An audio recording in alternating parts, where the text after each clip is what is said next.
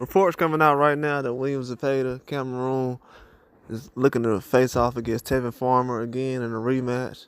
This is going to be an uphill battle for him. He's coming off of an injury, so-called. And also, they said that he was out of the hospital not too long ago as far as with his injury and everything that had to happen. But this is going to be a tough fight for him. Running it back with Tevin Farmer is dangerous.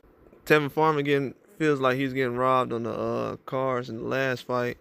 So in this fight, he's going to go for the KO all the way. I pretty much can see he's not a guy who's known as a power puncher, but trust me, with heart and determination, you can definitely get the job done. William Zepeda is going to have a lot of pressure on him going into this fight just because it's already pressure on him to go in there and basically change the outcome of the fight this time around, opposite of what he had the last fight.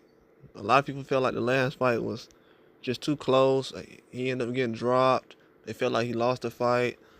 He's not ready for top competition. As you heard recently, there's not a lot of hype around William Zepeda right now when it comes to the situation as far as 135. They're not mentioning him with any top guys right now. A lot of people are forgetting him and Shakur Stevenson after that Tevin Farmer fight. I'm just going to be real. Like, a lot of people, they didn't say, oh, he's not fighting Shakur Stevenson. Man, what's going on in boxing? A lot of people was playing it safe because they know right now that in the shape he's in, Tevin Farmer and Shakur Stevenson are not the same skill set. And you got to realize that was Tevin Farmer's second fight at 135 after facing Remy Murtaugh.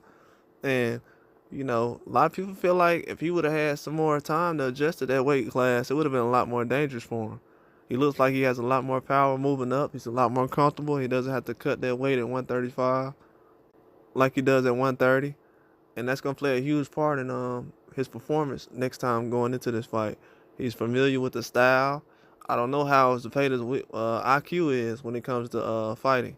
I don't know if his IQ was a lot higher going into a rematch. I haven't seen him fighting a rematch yet.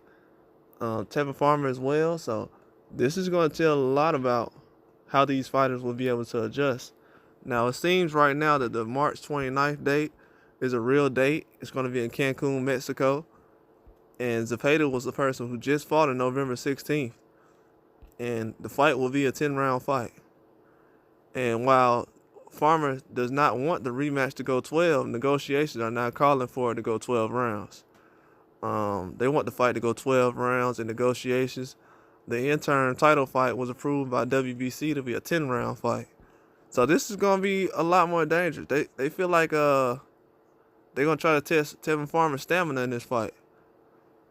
And it's in talks, you know what I'm saying, as far as a rematch. I know I had a fight they were talking about recently as far as being in a rematch, but they weren't talking about this fight.